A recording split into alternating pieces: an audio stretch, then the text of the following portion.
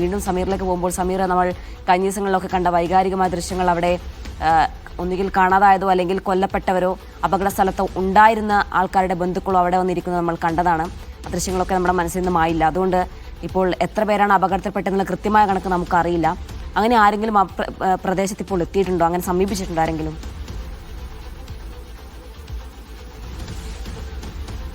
ദിന ഇപ്പോൾ നേരം പുലർന്നു വരുന്നതേ ഉള്ളൂ. നിലവിൽ നമുക്ക് അത്തരം കാഴ്ചകളൊന്നും തന്നെ കാണാനാകുന്നില്ല. പക്ഷേ നമ്മൾ അത്തരത്തിൽ ഈ ആളുകളൊക്കെ ഇവിടെ എത്താനും അവരേക്ക് ബന്ധുക്കളെ തേടി എത്താനും പരിശോധന നടത്താനും ഒക്കെ ഉള്ള ഒരു സാധ്യത നിലനിൽക്കുന്നുണ്ട്. നമ്മൾ ഇന്നലെ കണ്ടതുപോലെ തന്നെ പല ആളുകളും ഇവിടേക്ക് ജോലിക്ക് വന്നവരാണ്. അതുകൊണ്ട് തന്നെ അവരൊക്കെ ആശുപത്രിയിലാണോ ഉള്ളത്, അതല്ല അവർക്ക് എന്തെങ്കിലും സംഭവിച്ചിട്ടുണ്ടോ തുടങ്ങിയുള്ള കാര്യങ്ങളൊക്കെ ഒരു വ്യക്തത വരേണ്ടതുണ്ട്. അത്തരത്തിൽ ഒരു അവ്യക്തത നിലനിൽക്കുന്ന സാഹചര്യത്തിൽ ബന്ധുക്കൾ സ്വാഭാവികമായും അവരുടെ ഉറ്റവരെ തേടി ഉടയവരെ തേടി ഈ പറമ്പിലെത്തുമെന്നതിൽ സംശയമില്ല. നമുക്ക് ഇപ്പോൾ ഈ ഭാഗത്തൊക്കെ തന്നെ നിരവധിയായിട്ടുള്ള ഇവിടുത്തെ നാട്ടുകാർ, ചില ആളുകൾ മാത്രമാണ് ഇവിടെ എത്തിയിട്ടുള്ളത്. മറ്റ് നിരവധിയായിട്ടുള്ള പോലീസ് ഉദ്യോഗസ്ഥരുടെ ഒരു കാഴ്ച തന്നെയാണ് നമുക്ക് ഇന്ന് പുലർച്ചെയും അതുപോലെ ഈ സമയത്തും ഒക്കെ കാണാനാവുന്നത്.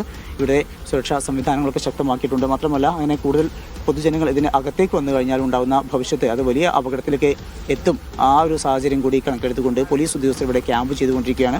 അതുകൊണ്ട് തന്നെ ഇതിൻ്റെ ഭാഗത്തേക്ക് ഇപ്പോൾ മാധ്യമപ്രവർത്തകരും പോലീസ് ഉദ്യോഗസ്ഥരും മാത്രമാണ് തൊട്ടരികിലേക്ക് വന്നുകൊണ്ടിരിക്കുന്നത്. മറ്റാളുകളൊന്നും തന്നെ കാര്യമായിട്ട് ഈ ഭാഗത്തേക്ക് വരുന്നില്ല.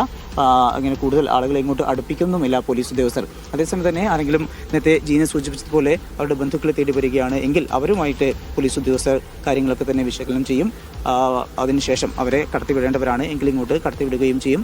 ഏതായാലും ഇപ്പോൾ അത്തരം ഒരു ആളുകളൊന്നും തന്നെ ഇവിടേക്ക് വന്നിട്ടില്ല. ഇപ്പോൾ ഇവിടെയുള്ള ഉദ്യോഗസ്ഥർ, പോലീസ് ഉദ്യോഗസ്ഥരാണ് പ്രധാനമായും ഇവിടെയുള്ളത്. ഏറ്റവും പ്രധാനപ്പെട്ട ഒരു കാര്യം, ഈ ആളുകളൊക്കെ ഇതിനകത്തേക്ക് വരികയും അത് അകത്തേക്ക് കയറുകയും ചെയ്യുന്ന സാഹചര്യം ഉണ്ടായാൽ അവിടെ ഇപ്പോഴും പലയിടങ്ങളിലും പുകഞ്ഞുകൊണ്ടേ ഇരിക്കുന്ന ഒരു കാഴ്ച നമുക്ക് കാണാനാകുന്നുണ്ട്. ഈ സമയത്ത് പോലും അങ്ങനെ പുകഞ്ഞുകൊണ്ടിരിക്കുന്നു എന്നുള്ളതാണ്. അതുപോലെ തന്നെ ഇതിൻ്റെ ഈ സ്ഫോടനത്തിൻ്റെ പശ്ചാത്തലത്തിൽ സമീപത്തുണ്ടായിട്ടുള്ള വീടുകൾക്ക് പോലും വലിയ നാശനഷ്ടങ്ങൾ ഉണ്ടാകുന്ന ഒരു ഘട്ടമുണ്ടായിരുന്നു. വലിയ പ്രകമ്പനമാണ് ഉണ്ടായിട്ടുള്ളത്. അതുകൊണ്ട് തന്നെ ഇനിയൊരു അപകടം ഉണ്ടാവാതിരിക്കുക എന്നുള്ളതാണ് ഏറ്റവും പ്രധാനപ്പെട്ട കാര്യം. അതുകൊണ്ട് അതിനകത്തേക്ക് ആരെയും തന്നെ പ്രവേശിപ്പിക്കുന്നില്ല.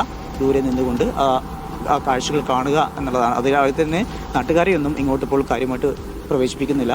പോലീസ് ഉദ്യോഗസ്ഥരും അതുപോലെ തന്നെ അന്വേഷണത്തിൻ്റെ ഭാഗമായി എത്തിയിട്ടുള്ള മറ്റ് ഉദ്യോഗസ്ഥർ, മാധ്യമപ്രവർത്തകർ അവർ മാത്രമാണ് ഇപ്പോൾ ഈ ഭാഗത്ത് ഉള്ളത്.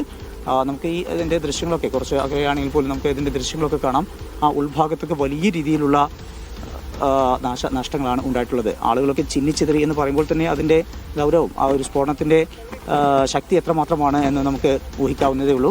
അതിൻ്റെ ഭാഗമായിക്കൊണ്ടാണ് പലയിടങ്ങളിലേക്കും ഇപ്പോൾ കരിഞ്ഞു കാഴ്ച കാണാനാവുന്നത്. അതുപോലെ വെടിക്കെട്ടിൻ്റെ പല ഉപകരണങ്ങളും പൊട്ടിത്തെറിച്ച് ഈ പുറത്തേക്കൊക്കെ തെറിച്ച് വീണിട്ടുണ്ട്. അതുപോലെ നമ്മൾ നിൽക്കുന്ന ഈ റോഡിൻ്റെ സൈഡിൽ അതുപോലെ ഈ പാടശേഖരത്തൊക്കെ അതിൻ്റെ ബാക്കി പത്രങ്ങൾ ഇങ്ങനെ തിരിച്ചു വന്ന് കിടക്കുന്ന കാഴ്ച നമുക്ക് നിരവധിയായ ഇടങ്ങൾ കാണാനാവുന്നുണ്ട്. പലയിടങ്ങളിലും ഇപ്പോൾ ഇവിടെയൊക്കെ ആണെങ്കിലും അതിൻ്റെ ഭാഗങ്ങൾ ഇവിടെ ചാടിക്കിടക്കുന്നുണ്ട്. അതുപോലെ നമ്മളിങ്ങനെ നടന്ന് ഈ ഭാഗത്തേക്ക് വരുന്ന വേളയിലൊക്കെ ആ ഭാഗങ്ങളിലൊക്കെ തന്നെ ഈ ഗുണ്ടും അതുപോലെ തന്നെ മറ്റു തരത്തിലുള്ള വെടിക്കെട്ടിൻ്റെ സാധനങ്ങളൊക്കെ തന്നെ പൊട്ടി ചിതറിയ കാഴ്ച നമുക്ക് കാണാനാവുന്നത്. ഈ പുറത്തൊക്കെ ഇത്തരത്തിൽ ചിന്നി ചിതറി കിടക്കുന്ന പല ഭാഗങ്ങളും. അപ്പോൾ അത്ര വലിയ ഒരു സ്ഫോടനം തന്നെയാണ് ഉണ്ടായിട്ടുള്ളത്. അതിൻ്റെ ഭാഗമായിക്കൊണ്ടാണ് വലിയ നാശനഷ്ടം ഉണ്ടായിരിക്കുന്നത്. 13 പേർക്ക് ജീവഹാനി ഉണ്ടായി എന്നുള്ളതാണ് ഏറ്റവും പ്രധാനപ്പെട്ട ഒരു കാര്യം. അതുപോലെ നിരവധി പേർ ഇപ്പോഴും വലിയ അവസ്ഥയിൽ ശാരീരികപരമായിട്ട് വലിയ ബുദ്ധിമുട്ട് അനുഭവിച്ചുകൊണ്ട് ചികിത്സയിൽ തുടരുകയും ചെയ്യുന്നു. ഏതായാലും എന്താണ് ഇത്തരമൊരു അപകടത്തിനിടയാക്കിയ കാര്യം എന്ന കാരണവും അതുപോലെ തന്നെ ആർക്കൊക്കെയാണ് ഇതിൽ പരിക്ക് പറ്റിയിട്ടുള്ളത്, ആരൊക്കെയാണ് മരിച്ചിട്ടുള്ളത് തുടങ്ങിയിട്ടുള്ള കാര്യങ്ങളും ഒക്കെ ഒരു വ്യക്തത വരേണ്ടതുണ്ട്. അതുമായി ബന്ധപ്പെട്ടുള്ള അന്വേഷണം ആരംഭിച്ചിട്ടുണ്ട് ജീന.